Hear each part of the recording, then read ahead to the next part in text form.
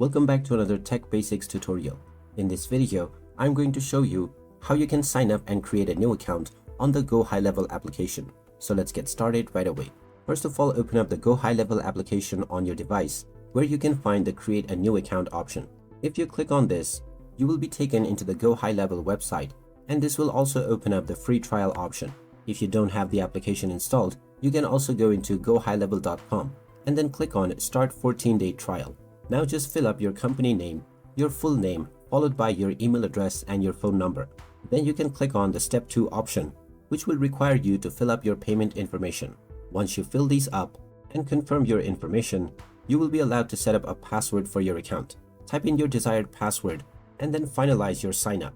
And after this, your account will be created. You can now use your credentials to log into your account right away. And that is how you can sign up and create a new account on the GoHighLevel application. If you find this video helpful, make sure to drop a like and subscribe to our channel for more helpful tips and tutorials. Thanks for watching and see you in the next one.